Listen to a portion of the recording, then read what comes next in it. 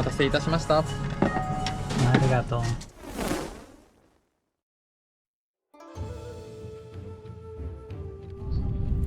Hola, hola! Després d'uns dies de desconnexió per Kumano, arribo a la vibrant capital del Japó, Tòquio. Una ciutat on tradició i tecnologia es fusionen a la perfecció i que amb més de 37 milions d'habitants és una de les ciutats més denses del món. Començo per la cara més tradicional de Tòquio.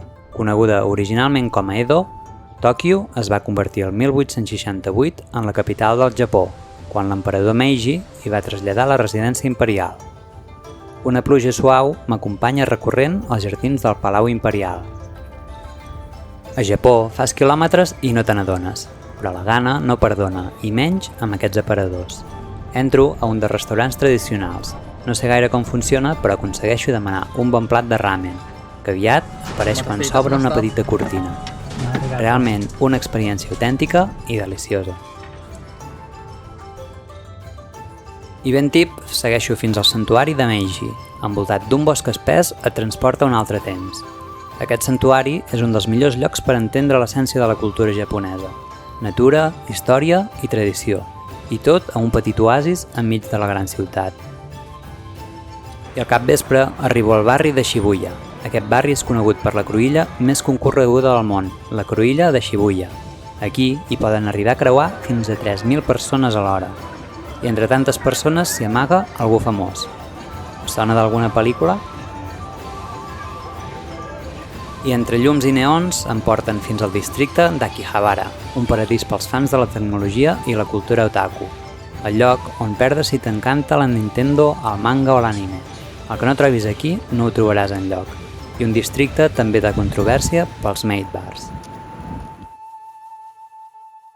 I quan es fa ben fosc, cal veure Tòquio des d'alguna de les torres més altes, una vista que et fa sentir realment minúscul.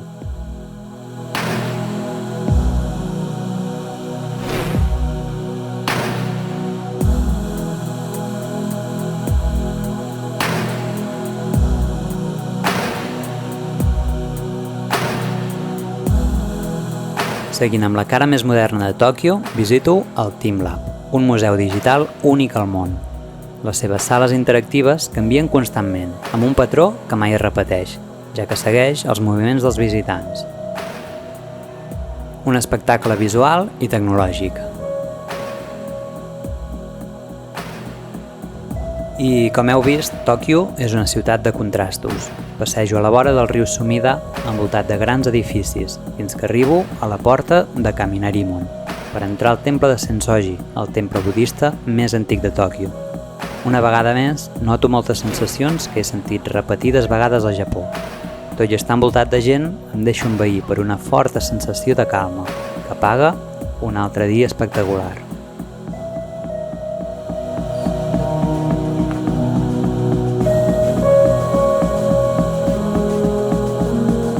L'últim dia mereix pujar fins a un dels punts més alts de la ciutat, per veure a l'horitzó el majestuós Mont Fuji.